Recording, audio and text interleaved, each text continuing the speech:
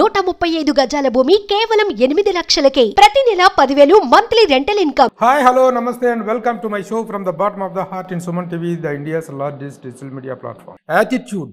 Attitude అనే పదాన్ని negative కాంటెక్స్లో, negative యాంగిల్లో మాత్రమే వాడుతుంటారు తప్ప నిజానికి యాటిట్యూడ్లో positive attitude, entertaining attitude, energetic attitude ఉంటాయి. అలాంటి ఈ 3 రకాల యాటిట్యూడ్స్కి ఎంబాడిమెంట్గా నా ముందున్నటువంటి వ్యక్తి ఉంటారు. Is none other than Harish Shankar, the director. అసలు వెల్కమ్. హరీష్ శంకర్ ఒక హీరోకి వాళ్ళ ఎలివేషన్ ఇచ్చారు, ఇప్పుడు దాన్ని మెయింటైన్ చేయలేక చావాలేమన్నా.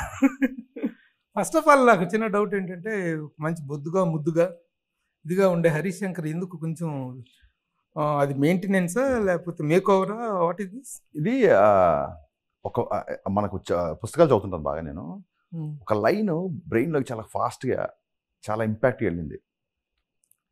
వ్యవసాయానికి వెళ్ళే వాళ్ళు కానీ, వ్యవసాయం చేసే వ్యక్తులు కానీ, లేదా ఒక కన్స్ట్రక్షన్ వర్కర్ చేసేవాళ్ళు కానీ, శారీరక శ్రమ చేసే వ్యక్తికే 2వ పూట తినే హక్కు ఉంది అని రాశాడు ఒక వ్యక్తి. You don't by your second meal, you should earn your meal అని రాశాడు. మనం డబ్బులు ఉన్నాయి కదా చెప్పి తినడం కాదు కదా, you should earn physically, you should earn the second meal. Okay. So అప్పటి నుంచి single meal per day start చేశానండి. ఇంకొక రీజన్ ఏంటంటే, మా ఎయిటింగ్ రూము పైన ఉంటుంది. నా ఆఫీసు గ్రౌండ్ ఫ్లోర్లో ఉంటే ఎయిటింగ్ రూమ్ పెంట్ హౌస్లో ఉంటుంది. చాలా రోజుల నుంచి వర్క్ చేయట్లేదు కదా, అలాగే ఆఫీస్లో కూర్చుంటున్నాం. సడన్గా సినిమా స్టార్ట్ ఎయిటింగ్ పైకి వెళ్ళేసరికి ఒక అది Ustaad teaser first glimpse cut చేసేటప్పుడు 2 ఫ్లోర్ లెక్కగానే చిన్న బ్రీతింగ్ వచ్చింది, ఒక చిన్న గస వచ్చింది. ఇదేంటిది అని చెప్పి ఇమ్మీడియట్గా వెళ్ళి భయం కదా అని అన్ని కబుక్కున్నా. మరి ఈ ఏజ్లో రాకూడదని చెకప్లు అన్ని చేస్తే ఏం లేదు, కొంచెం కొలెస్ట్రాల్ కంటెంట్స్ ఏవో కొంచెం ఎక్కువనే అంటే అది సహజమే కదా, కొవ్వు ఉంటుందని అనుకుంటారు అందరూ. చెప్పండి చెప్పండి, మీరే ఇందాక నెగిటివ్ కాదన్నారు, మళ్ళీ కొవ్వు అంటున్నారు. సో అప్పటి నుంచి సింగిల్ మీల్ పర్ డేకి వచ్చానండి. అసలు ఇప్పుడు 3 సార్లు రోజు, ఇప్పుడు ఎయిటింగ్లో 10 సార్లు ఎక్కి దిగుతున్నా సరే చిన్న స్వెట్ కానీ ఇది కానీ లేదు. అండ్ ఎక్స్ట్రానర్గా ఉంది, హెల్త్ కానీ ఎనర్జీ కానీ చాలా బాగుంది. చాలా మంది కొంచెం వయసులో కూడా తక్కువ కనిపిస్తాం అంటున్నారు. సో ఇన్ని ఇంకోటి ఏమవుతుంటే 1 మీల్ పర్ చేసేసినప్పుడు అందరూ సన్నపడ అన్న కొద్ది దానికి ఆ కామెంట్ ఎంజాయ్ చేయడం స్టార్ట్ చేస్తాం. ఒక్కొక్కసారి ఇవాళ 1 మీల్ కూడా వద్దులే, ఫ్రూట్స్ లాగించేద్దాం అని చెప్పి ఇంకా అడిక్ట్ అయిపోతాం. సో దాని మూలంగా తగ్గాల్సిన దానికంటే ఎక్కువ తగ్గింది. ఇప్పుడు మళ్ళీ స్టార్ట్ చేశాం. Very good, very good. So very good health tip చెప్పారు మీరు. First point 1 meal per day అద్భుతం, నిజంగా ఎంత బాగుంది. సెకండ్ మీల్ ఎర్న్ చేసుకునేటువంటి హక్కు లేదు నీకు, ఎర్న్ చేసుకో, బట్ డోంట్ బై ఇట్ అన్నది. జిమ్కి వెళ్ళేవాళ్ళు యాక్టర్స్ పొద్దున్నే కష్టపడతారు, వాళ్ళు సెకండ్ మీల్ అన్ని తీసుకోవచ్చు. మనము కార్లో కూర్చుంటాం, ఆఫీస్కి వస్తాం, కుర్చీలో కూర్చుంటాం, రాసుకుంటాం, మళ్ళీ కార్లో కూర్చుంటాం, ఇంటికి వెళ్తాం, పడుకుంటాం. ఎక్కడ శారీరక శ్రమ ఉంది? కొలెస్ట్రాల్ ఇది బర్నింగ్ లేదు కదా, బర్నింగ్ లేదు. సో అందుకు 1 meal per day. August 15th ప్రేక్షకుల ముందుకు రాబోతున్నా. 14th evening. అదేంటి 14th evening show? 14th evening. Okay okay. Premieres and US shows పడతాయి కాబట్టి 14th ఈవినింగ్ ఇక్కడ కూడా పడతాయి. హైదరాబాద్ లో 2 రాష్ట్రాల్లో షోస్ పడతాయి, benefit shows. Okay, very paid premieres. So very good. అదే యాటిట్యూడ్, అదే ఇదే అన్నాను కదా, బలుపు, మిరపకాయ తాలూకు ఘాటు, ఇవన్నీ కలగలిసినటువంటి ఒక హీరో, ఇంకొక డైరెక్టర్ కాంబినేషన్. ఇద్దరిది యాటిట్యూడ్కి బాపులు, నో డౌట్ అబౌట్ దట్.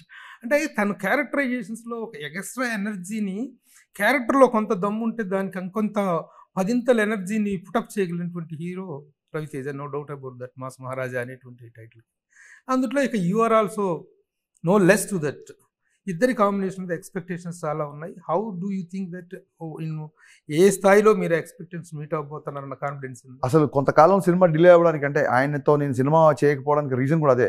మిరపకాయ తర్వాత మళ్ళీ నేను గబ్బర్ సింగ్ తీసి, మళ్ళీ ఆ తర్వాత వరుస విక్రమ్ మధ్యన ఏమంటారు, బలుపు, ధమాకాలు ఇవన్నీ వచ్చిన తర్వాత ఆయన స్థాయి చాలా పెరిగింది. దాన్ని ఇప్పుడు మ్యాచ్ చేయడాన్నప్పుడు దాని తగ్గట్టు కంటెంట్ రావాలి. ఊరికే ఒక ఫెరోషియస్గా ఒక యాక్షన్ సినిమా తీస్తే సరిపోదు. అరే రవితేజ చటకారం వేసేపు హరీష్ శంకర్ అన్నప్పుడు కామెడీ లేదేంటి అని అంటారు. సో ఒక హీరోయిజం ఉంటూ ఒక మంచి ఏమంటారు ఎంటర్టైన్మెంట్ చేసే ఉంటాడు. ఇవన్నీ ఒక పాత్రలో దొరకడం కష్టం. సో అవన్నీ కుదిరాయి కాబట్టి ఈ సినిమా ఇంత ఫాస్ట్గా షూటింగ్ చేయగలిగాం. షూటింగ్ అనేది అసలు కేక్ వాక్లాగా అయిపోయింది. ఎందుకంటే నాకు బాగా నచ్చిన అంశం ఏంటంటే, ఈ సినిమాలో ఒక వ్యక్తికి నిజాయితీని మించిన హీరోయిజం లేదు. యాక్చువల్గా నిజాయితీ అనేది ఒక వ్యక్తి గుణం అవ్వాలి. బట్ ప్రస్తుతం ఉన్న పొల్యూటెడ్ సొసైటీలో నిజాయితీగా ఉన్నాడు హీరోలా కనబడుతున్నాడు, ఎందుకంటే ఎవరు ఉండరు కాబట్టి. నిజాయితీ హీరోయిజం ఎందుకు అవ్వాలండి అసలు బేసిక్ యాక్చువల్ గా నిజాయితీ కొంటే సొసైటీలో ప్రతి ఒక్కరు హీరోయే, మ్యాండేటరీ అవ్వాలి. నిజాయితీ అనేది మ్యాండేటరీ, అందరూ నిజాయితీ ఎగ్జాంపుల్ ఎవడో ఉన్నాడు కాబట్టి హీరోలో కనపడతాడు మనకి. సో ఇందులో హీరోకి సపరేట్ ఎలివేషన్స్ కంటే కూడా ఆ నిజాయితీ అనేది నాకు బాగా నచ్చింది ఇందులో. సో సినిమా మీరు అన్నట్టుగా ఇప్పుడు ఆల్రెడీ మిరపకాయ మించిన ఆడియో వచ్చేసింది ఆల్రెడీ. సో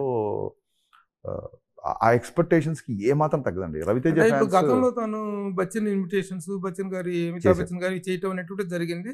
సో ఆ క్యారెక్టరైజేషన్ పరంగా కానీ ఆ టైటిల్ పరంగా కానీ it is not new to the audience. But దీంట్లో కొత్తగా చెప్పేటువంటిది ఏంటి, బచ్చన్ అనే టైటిల్ పెడతాన్ని is it not a over burden of taking, ఇంకొంచెం ఒక ఇమేజ్ ఎత్తుకెత్తుకోవటం కాదా? టైటిల్ ఆయనే పెట్టాడండి. అదే ఆయనే ఒక పెట్టాడు. డిపార్ట్మెంట్ లో ఒక వ్యక్తి ఫేమస్. సో నేను నామతో సునాహోగా ఫలానా వ్యక్తి, ఇప్పుడు చూడండి విక్రమ్ రాథోడ్ ఒక పవర్ఫుల్ నేమ్ ఏదో ఉంటుంది కదా, ఈ డిపార్ట్మెంట్ లో ఇతను నామతో సునాహోగా ప్రతి ఒక్క పేరు చెప్తే ఆ పేరు విన్నాం మేము అనాలి, అంత పాపులర్ వ్యక్తి ఇతను డిపార్ట్మెంట్ లో అన్న థాట్ తో టైటిల్ గురించి ఆలోచిస్తున్నాను. అనే అసలు టైం గ్యాప్ ఇవ్వడు కదా, ఎరా టైటిల్ అని అనుకున్నావా, టైటిల్ ఏంటి అంటే అనే క్యాప్షన్ అనుకున్నాను, టైటిల్ అనుకోలేదు. You are famous in the department because of your honesty. So ఫలానా వ్యక్తి విజయ్ నామతో సునాహోగా ఇలా వస్తుంది అంటే అప్పుడు ఆయన టక్ మని బచ్చన్ మిస్టర్ బచ్చన్ అన్నాడు. ఇప్పుడు మిస్టర్ బచ్చన్ అనగానే సినిమా బ్యాక్గ్రౌండ్ సినిమా కాదండి. అమితాబ్ బచ్చన్ ఇప్పుడు చాలా మంది అమితాబ్ బచ్చన్ ఫ్యాన్ కావటం. బచ్చన్ అనేది ఇంటి పేరండి. హరివంశ్ రాయ్ బచ్చన్, అమితాబ్ బచ్చన్, ఇప్పుడు అజితాబ్ బచ్చన్ అని ఒక అమితాబ్ భట్టాచార్య, ఇట్లా బచ్చన్ చాలా ఇంటి పేరు. ఇంటి పేరు అది ఓకే. సో బట్ మన దగ్గర బచ్చన్ ఇంటి పేరు కాదు, బచ్చన్ అంటే అమితాబ్ బచ్చన్. అదేంటి సరే ఎలాగో సినిమాకి ఒక 80s 90s సౌలభ్యం ఒకటి ఉంది చేయాల్సిందని. సో ఈయన టైటిల్ ఏమో విపరీతంగా నచ్చేసింది నాకు. సో దీన్ని అద్భుతంగా సినిమాలో జస్టిఫై చేసామండి. అది మటుకు సినిమాలో చూడండి మీకు. వింటేజ్ లుక్ కోసం ఒక 15 years 20 years బ్యాక్ కాదండి, it's based on true incident. ఒక నార్త్ ఇండియాలో ఒక ఇన్సిడెంట్ జరిగింది 80s లో. సో దాన్ని బేస్ చేసుకుని వాళ్ళు రాశారు. మన దాంట్లో మటుకు జస్ట్ మెయిన్ స్కెల్టన్ ఒక వ్యక్తి ఇంకో వ్యక్తి మీద రైడ్ చేయడం. కాంటెంపరీగా ఎంత ఉంటుంది సినిమా? 80s వింటేజ్ మొత్తం సినిమా అంతా 80s 80 to 90. ఇంకోటి ఏం చెప్పానంటే సార్, ఒక టైంలో కుమార్ సాను పాట వస్తుంటది, ఒక టైంలో రాఘేంద్ర గారు పాట వస్తుంటది, అదొకటి 80లో ఉండి ఉంటుంది, ఒకటి 90లో ఉండి ఉంటుంది. సో నేను ఈ సినిమాకి డిస్క్లైమర్ ఏంటంటే నాకు నచ్చినట్టుగా నాకు నచ్చిన పాటలో నచ్చినది పెట్టుకున్నాను కాబట్టి ఈ సినిమాలో ఊర్లు పేర్లు కథ కథనం కాలం కల్పితం. కాలం కూడా కల్పితమే, ఏదో కొన్ని సంవత్సరాల క్రితం జరిగింది అంతే. అంటే మనకు రవితేజ అనగానే పర్ఫార్మెన్స్తో ఎంటర్టైన్ చేయటం ఉంటుంది, యాక్షన్తో ఎంటర్టైన్ చేయటం ఉంటుంది, మంచి టైమింగ్తో ఎంటర్టైన్ చేయటం ఉంటుంది. ఇందులో రవితేజ నుంచి తీసుకున్నటువంటి ఎలిమెంట్ ఏంటి? ఇవన్నీ యాక్షన్ ఉంది, విపరీతమైన ఎంటర్టైన్మెంట్ ఉంది, మంచి పర్ఫార్మెన్స్ ఉంది. ఒక సిన్సియర్ ఆఫీసర్గా రవితేజ గారి నుంచి ఎక్స్పెక్ట్ చేసే అన్ని అంశాలతో పాటు ఒక సిన్సియర్ ఆఫీసర్ ఒక టోన్ వచ్చిన తర్వాత సెకండ్ హాఫ్లో ఆయన చేసిన పర్ఫార్మెన్స్ ఎక్స్ట్రాడినరీ.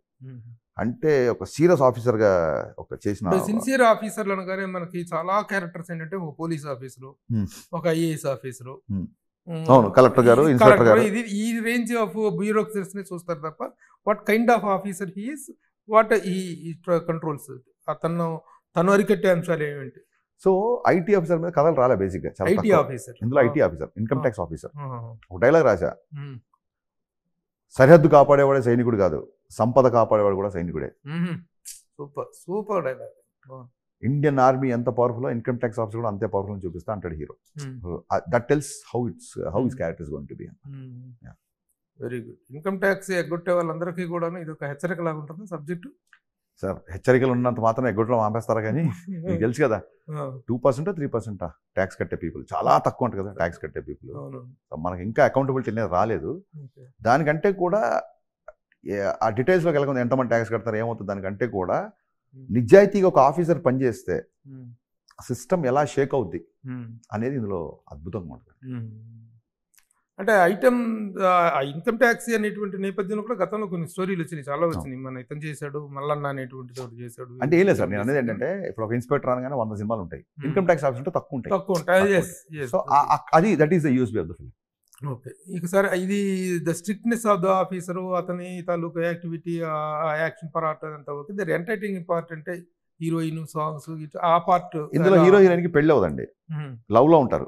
లవ్ లో ఉంటే ఎంగేజ్మెంట్ అయిపోయిన తర్వాత కథ స్టార్ట్ అవుతుంది. సో ఆ లవ్ పోర్షన్ 90s లో మీకు ఇంకా బాగా గుర్తుంటది. ల్యాండ్ లైన్ ఉన్నప్పుడు అమ్మాయికి ఫోన్ చేస్తే గబుక్కుని ఎవరైనా మగం తెస్తే ఫోన్ పెట్టేయడం, ఇప్పటిలాగా తప్పని వాట్సాప్ యాక్సెస్ కాదు కదా. So cassette recording centre, టీడీకే cassettes ఉండేవి. ఆ క్యాసెట్ రికార్డింగ్ సెంటర్ లో పాటలు ఏ సైడ్ ఒక బీ కొన్ని పాటలు, బీ సైడ్ ఒక పాటలు ఎక్కించుకోవడం, సో ఆ ల్యాంబ్రేటర్ స్కూటర్స్, ఆ చిత్రలహరి,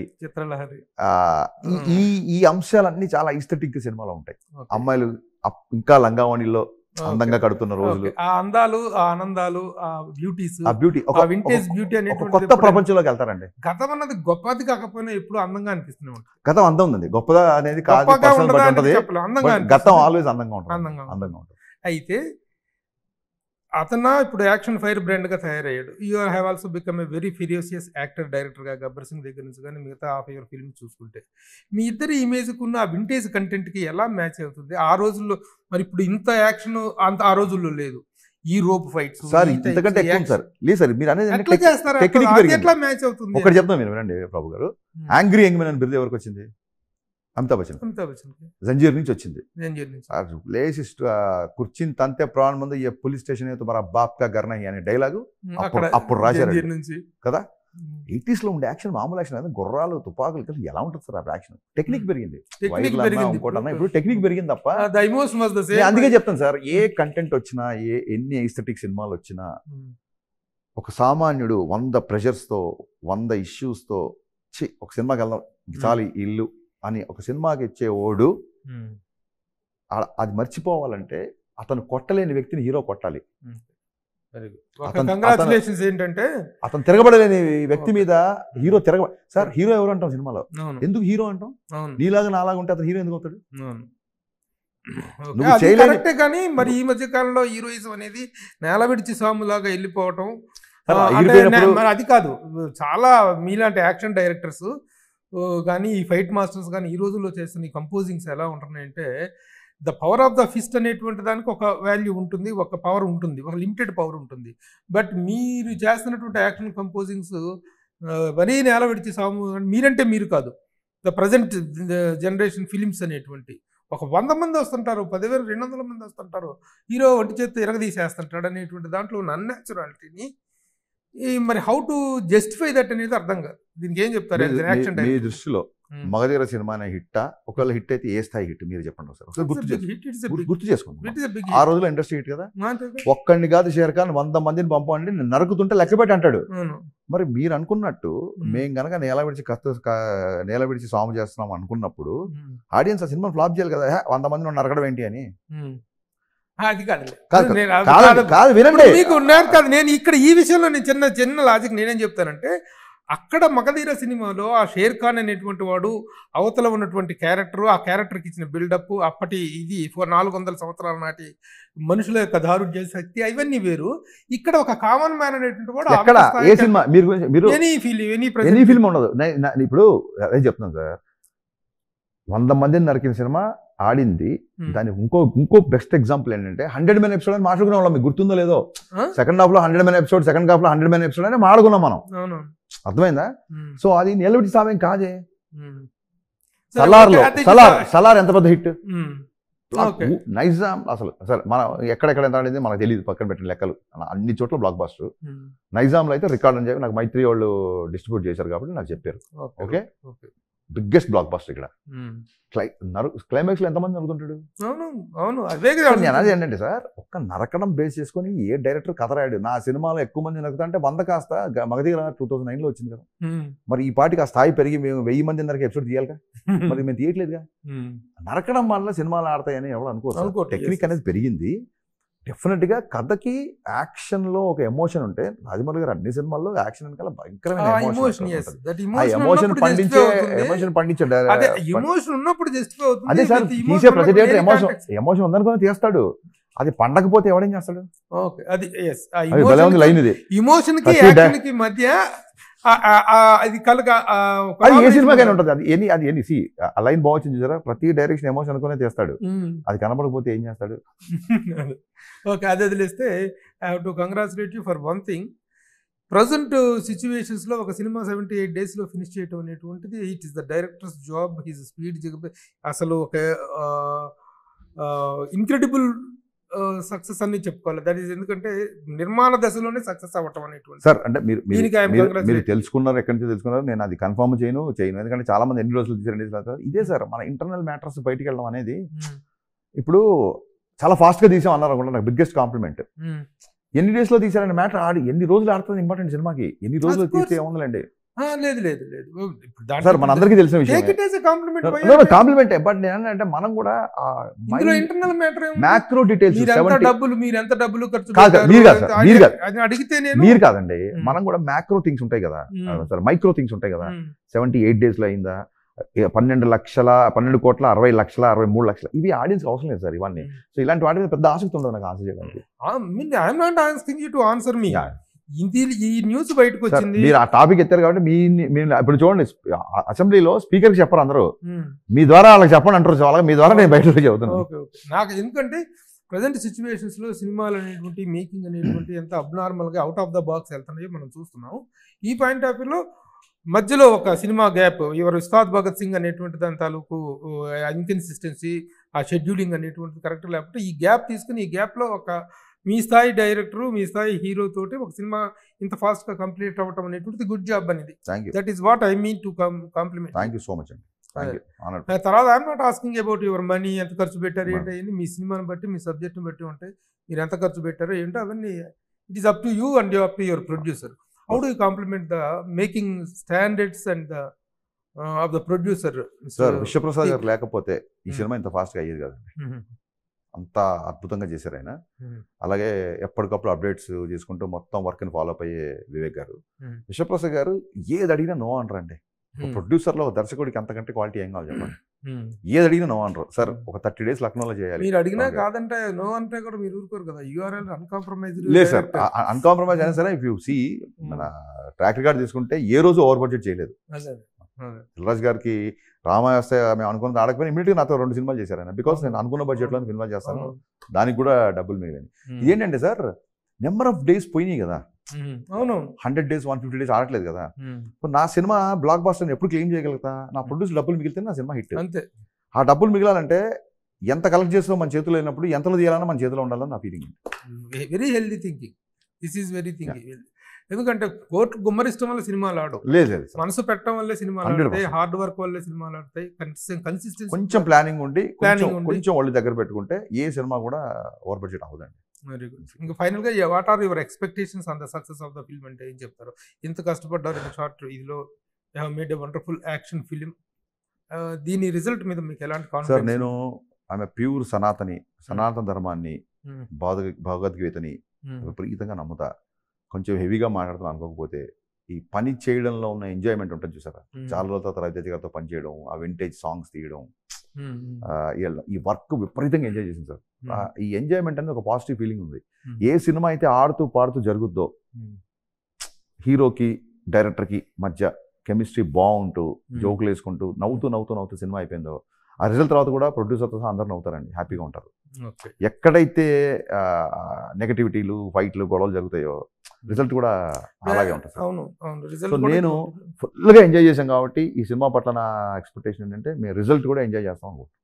ఓకే, ఇప్పుడు ఉస్తాద్ భగత్ సింగ్ సినిమాకి డేట్స్ ఇవ్వటం, ఆయన పాలిటిక్స్లో పవన్ కళ్యాణ్ గారు బిజీగా ఉంటుంది, దీని కారణంగా ఏర్పడినటువంటి ఒక వ్యాక్యూమ్లో మీరు ఈ సినిమా తీశారు. వ్యాక్యూమ్ అని కాదు, ఆయన ఖచ్చితంగా ఎలక్షన్ కోడ్ ప్రకారం ఆయన ఇప్పటిదాకా దొరకడం అనేటువంటి తెలిసిపోయింది. పోటీ చేస్తున్నారు కాబట్టి 3 నెలల ముందు ఎలక్షన్ కోడ్ రాగానే ఆయన కాబట్టి ఆయన ప్రచారంకి వెళ్ళాడు, మేము షూటింగ్ వెళ్ళాం. పర్టికులర్ టైం అనేటువంటి ఇప్పుడు ఆయన గెలిచిపోయాడు, మేము రిలీజ్ దగ్గరికి వచ్చామండి. మళ్ళీ ఇప్పుడు ఆయన ఎప్పుడు వస్తే అప్పుడు షూటింగ్. ఎప్పుడు వస్తారు? మొన్ననే కలిశారండి, నవీన్ గారు, రవి గారు, కళ్యాణ్ గారిని కలిశారు. So as soon as possible ఆయన ఈ సినిమాటిక్ రెస్పాన్సిబిలిటీస్ ఫినిష్ చేసుకుందాం అనే మూడ్లో ఉన్నారు. సో ఖచ్చితంగా త్వరలోనే సినిమా స్టార్ట్ అవుతుంది. ఎవరిది? మీద వాళ్ళది. ఆ 2 సినిమాలు చాలా తక్కువ డేస్ ఉందండి షూటింగ్. ఆ 2 సినిమాల్లో నెంబర్ ఆఫ్ డేస్ చాలా తక్కువ మిగిలింది. నా సినిమా చాలా ఎక్కువ ఉంది. ఆ 2 ఫినిష్ అయినా ముందు మీకే ఎలా వచ్చినా హ్యాపీ. యాజ్ ఎ ఫ్యాన్ గా మాకు ఉంటుంది, ఏది వచ్చినా పవన్ కళ్యాణ్ గారి సినిమానే. హరిహర విమలకి నేను ఉస్తాద్ భగత్ సింగ్ ఇంతవరకు బిగినింగ్ స్టేజ్ లో ఉంది, అది ఒక బిగినింగ్ అయింది, ఒక 10%, 30%, ఒక 20% అయింది. 80% ఉస్తాద్ భగత్ సింగ్ క్యారెక్టర్ ని మీరు ఒక ఫ్రేమ్ వర్క్ లో చేసి ఉంటారు. తనకున్నటువంటి సినిమా స్టార్ గా, పవర్ స్టార్ గా తనకున్న ఇమేజ్ ఫ్రేమ్స్ లోనే మీరు ఆ సినిమా సబ్జెక్ట్ చేసి ఉంటారు. ఈ రోజున అతని ఇమేజ్ స్టార్ అనేటువంటిది ఒక అబ్నార్మల్ రేంజ్కి వెళ్ళిపోయింది. యాజ్ ఎ పొలిటీషియన్ గా power star not only in the films, in the politics also అనేటువంటి రేంజ్కి వెళ్ళింది.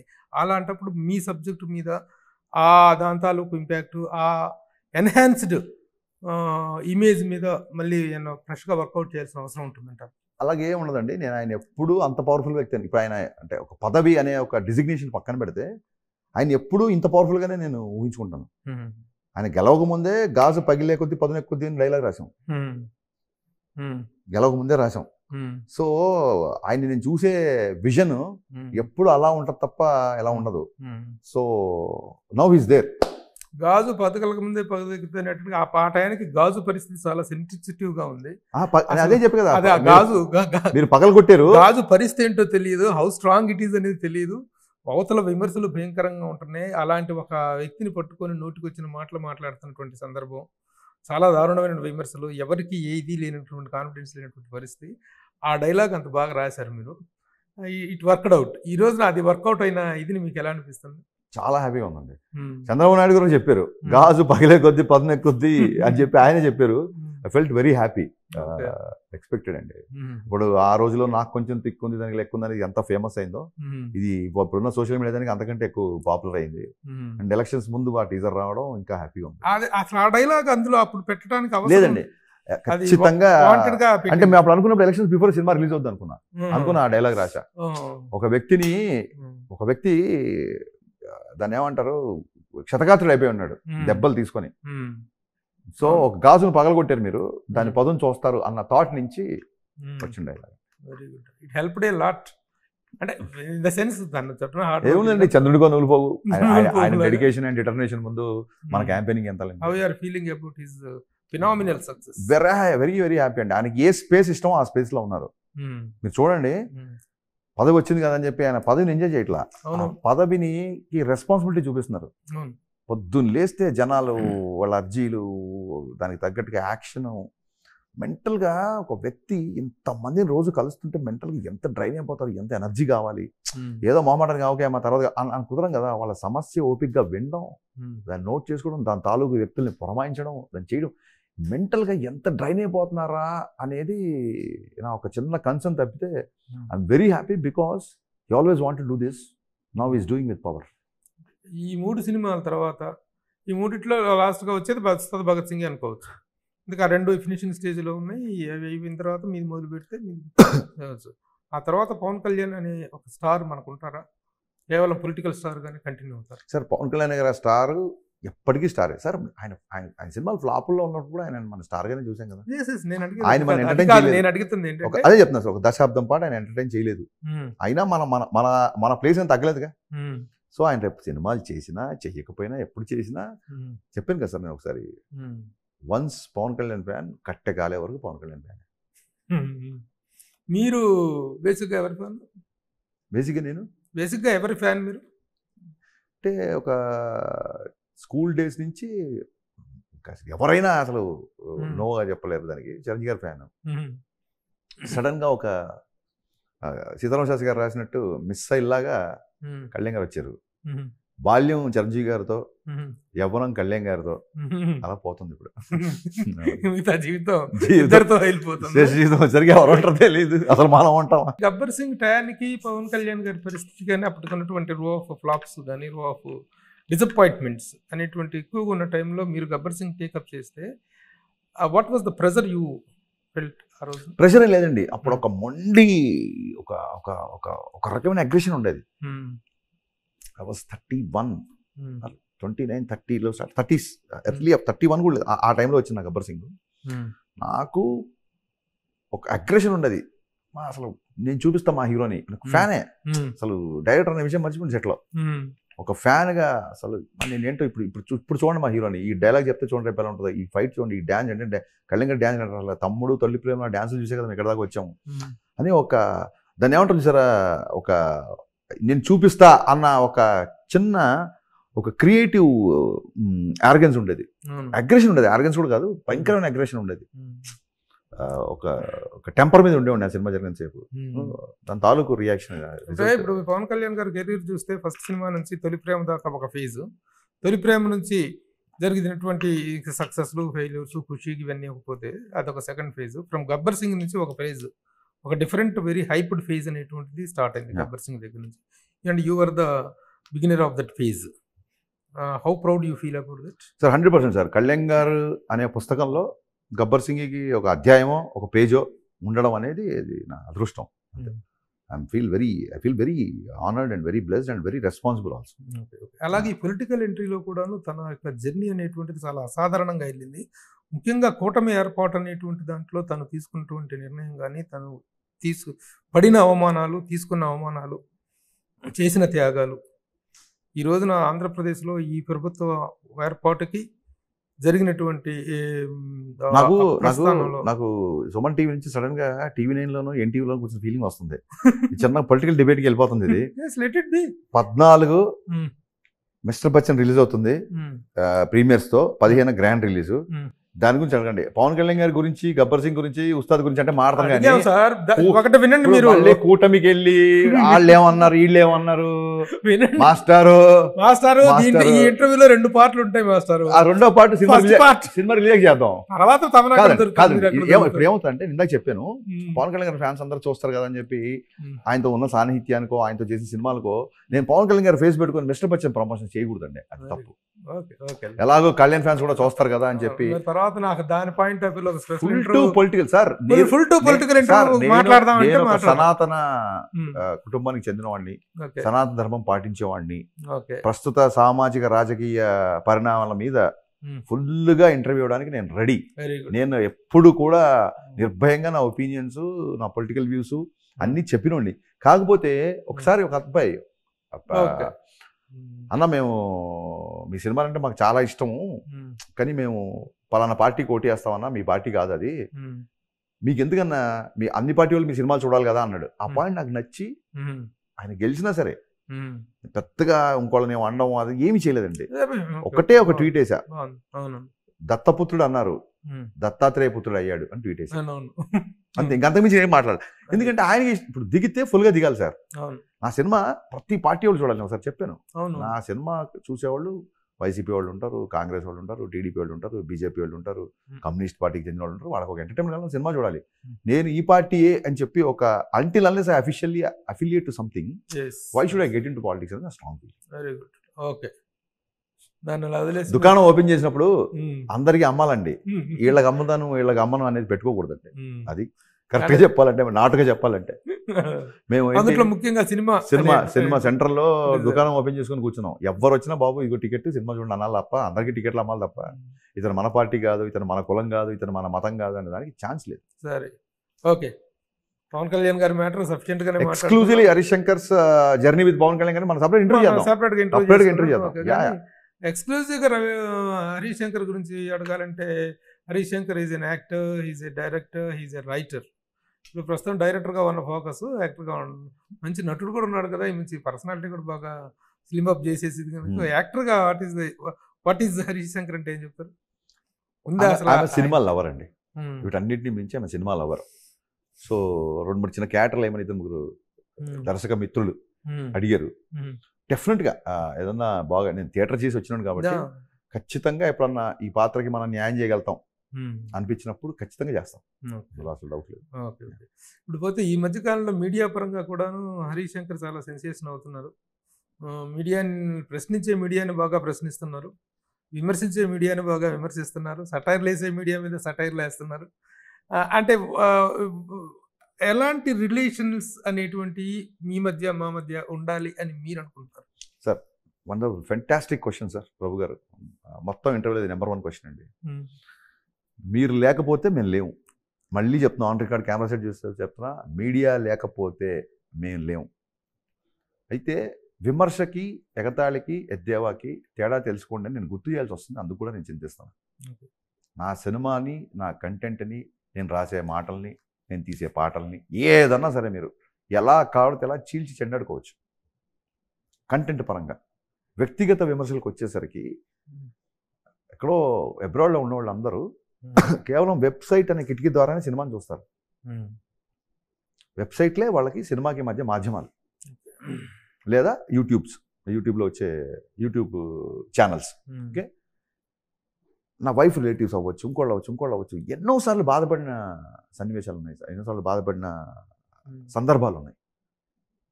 సో హరిశంకర్ ప్రొడ్యూసర్ ఇంట్లో మద్యం తాగుతున్నాడా, అనేది నీ యొక్క వినికిడిని బట్టి నీకున్న దాన్ని బట్టి జస్ట్ బికాస్ నీ పేచెక్ రావడం కోసం నన్ను రోడ్డు మీదకి లాగుతా అంటే మట్టుకు ఎట్టి పరిస్థితుల్లో సహించనండి. ఇప్పుడు ప్రభు గారు మీరు నన్ను షాక్ పని చూస్తున్నారు, మీ ముందు నేను బచ్చాగండి, అక్కడి నుంచి నన్ను చూస్తున్నారు. మీరు ఏ రోజన్నా మిమ్మల్ని నేను గెలడం కానీ మీ గురించి ఒక ట్వీట్ చేయడం కానీ జరిగిందా? ఐడిల్ బెన్ జీవి గారిని తీసుకోండి, ఇంకోళ్ళని తీసుకోండి, ఫర్ మ్యాటర్ ఆఫ్ ఫ్యాక్ట్ ఎంతమంది ఉన్నారు? ఎంటైర్ మీడియాని ఎలా అంటారు? ఎక్కడో 2-3 బ్యాడ్ యాపిల్స్ ఉన్నాయి. ఇంతకు ముందు జాగ్రత్తగా ఈ యాపిల్ మనకు ఎందుకులే యాపిల్ అనుకునేవాడిని. ఇది వచ్చి గిల్లి, ఇది వచ్చి మళ్ళీ నన్ను దాన్ని ఏమంటారు ప్రొవోక్ చేస్తున్నప్పుడు ఫస్ట్ సార్ నేను డైరెక్టర్గా పుట్టాక డైరెక్టర్ అయ్యా. మిమ్మల్ని ఎవరు ప్రొవోక్ చేశారు? అందరూ మీడియానా? మీడియా. ఇంకోటి కూడా మీకు ఒక చిన్న క్లారిఫికేషన్ ఇచ్చిన తర్వాత will continue this conversation. Media అనగానే you know me, I am in the industry for the last 35 years. మీరందరూ మీరు ఇండస్ట్రీ అసిస్టెంట్ రావాలి సార్ మీరు ఉన్నప్పుడు. అదే అప్పటి నుంచి కూడాను. But we never write anything about the personal lives of any film person. Correct. మేము కానీ మా జనరేషన్ లో ఎవరూ కూడాను రాయలేదు. అంటే మెయిన్ మీడియా వేరు, మెయిన్ స్ట్రీమ్ మీడియా జనరేషన్ తప్పలేదు కాదు కదా. జనరేషన్స్ కంటే కూడా ఈ రోజున ఎమర్జ్ అయినటువంటి సోషల్ మీడియా అనేటువంటిది ఎవరి కంట్రోల్ లేకుండా పోతుంది. సో అన్ని మీడియాలని ఇప్పుడు సినిమా వాళ్ళు ఇలా చేశారు, డ్రగ్స్ లో దొరికారు కానీ సినిమా ఇండస్ట్రీ మొత్తాన్ని ఒక గాట కట్టలు ఆ దొరికిన వాళ్ళ వరకే మనం మాట్లాడుకోగలుగుతాం. అట్లాగే మీడియాలో కూడా కొంతమంది ఇలాంటి రాతలు, ఇలాంటి black hole, key hole journalism చేస్తున్న వాళ్ళని మీరు క్వశ్చన్ చేయటంలో వాళ్ళని చేయటం. బట్ మెయిన్ స్ట్రీమ్ గాడి మొత్తాన్ని కట్టేసేసి మీడియా అనేటువంటిది ఇలా అనేటువంటి అభిప్రాయాన్ని ఏర్పరచుకోవద్దు అనేటువంటిది మా సార్. ఎక్కడ కూడా మీడియా ఇలా చేస్తుందని కానీ నా నుంచి కానీ మీడియా మీద నేను ఇలా ఉన్నాను కానీ రాదు. నేను ఎవరైతే ఇండివిజువల్స్, నేను ఇంకా ఆ వెబ్సైట్లో కూడా నేను ఏమన్నా ఆ వెబ్సైట్లో ఉన్న సర్టెన్ వ్యక్తులనే. ఇప్పుడు ఒక విలేకరి బయట కూడా మీరు అమ్మాయి పుట్టుమచ్చలు చూసారా అని మాట్లాడినప్పుడు ఆ విలేకరి గురించి నేను మాట్లాడకపోతే నేను తప్పు అవుతాను సార్. ఫస్ట్ ప్రెస్ మీట్లో కూర్చున్న వ్యక్తి నాకేం భయం లేదు. సురేష్ కొండని చాలా స్ట్రాంగ్గా ఖండిస్తాను కూడా. ఆ విషయంలో అసలు భయపడినా. అది ఏదో నేను గర్వంగా చేసిన అతను కూడా ఫీల్ అవ్వట్లా. అదేదో చిన్న fun of the part of. ఒక్కసారి అవ్వచ్చు ఫన్, 2 సార్లు అవ్వచ్చండి. ఇట్ రిపీటెడ్ అండి. కేవలం అమ్మాయి గురించి 2 సార్లే మాట్లాడినవచ్చు. 2018 అనే ఒక ఫిలిం అద్భుతంగా వరదల మీద కేరళలో తీస్తే ఆ సినిమా ట్రైలర్ చూస్తే పిచ్చెక్కిపోయింది నాకు. ఇలా కూడా తీయొచ్చు ఆ సినిమా అని. Tovino Thomas cinema. ఆ టీం అంతా వచ్చారు, హైదరాబాద్కి వచ్చారని తెలిస్తే వాలంటరీగా నేను బన్నీవా చెప్పి నేను వస్తాను, వాళ్ళని కలుస్తాను, నాకు ఆ డైరెక్టర్ అంటే చాలా రెస్పెక్ట్, భలే తీసాడు సినిమా అని ఆ ప్రెస్ మీట్కి వెళ్ళి ఆ సినిమా నేను ఎంకరేజ్ చేస్తానండి. నాకు దాంట్లో నేను దాన్ని సమర్పించలేదు, నేను ప్రొడ్యూసర్ కాదు, నాకు షేర్ లేదు, నాకు ఏమీ లేదు. యాజ్ అ సినిమా లవర్గా వాళ్ళు వచ్చారని చెప్పగానే వాళ్ళకి అర్థంకి వెళ్ళా. మనం పక్క రాష్ట్ర సినిమాని మన నెత్తి మీద పెట్టుకొని ఈ సినిమా అందరికీ చూడండి అని చెప్పి మాడుతున్నాను నేను. గౌరవంగా it is great honour to the. తెలుగులో ఎందుకు ఇలా సినిమాలు రావు, మీరేంటి అలా తీస్తారు? అరే మేము తీయలేదు కాబట్టి అలా నెత్తి మీద పెట్టుకుంటున్నాం. నువ్వు వాళ్ళ ముందు మమ్మల్ని ఆహ్వానించొచ్చా? తెలుగు అని అనేచ్చా నువ్వు గబుక్కున? తెలుగు సినిమాని మొత్తం దేశం నెత్తి మీద పెట్టుకుంటుంది వాళ్ళ. కల్కి ఏంటి, రాజమౌళి గారు ఏంటి, సుకుమార్ ఏంటి, సందీప్ వంగ ఏంటి. సందీప్ వంగ అయితే డైరెక్ట్ హిందీలో వెళ్ళి కొట్టాడు హిందీ సినిమాలో. నువ్వు అనొచ్చా తెలుగు డైరెక్టర్ల గురించి అలా మాట్లాడొచ్చా? ఊరికి అమ్మాయిల గురించి మాట్లాడిన తప్పని కాదండి. సో ఇలాంటి సందర్భాలు నేను ఎప్పుడైతే మీడియా మీద కౌంటర్లు వేసినా లేకపోతే సమాధానాలు ఇచ్చినా ఆపోజిట్ ఏ వ్యక్తి ఉన్నది మీరు ఒక్కసారి మొత్తం మీడియాకి నేను చేతులైతే రిక్వెస్ట్ చేస్తున్నా. నా సినిమా రిలీజ్ ఉందని కదా, రేపు పొద్దున్న సినిమా నచ్చకపోతే మీరు ఇష్టం రాసుకోండి.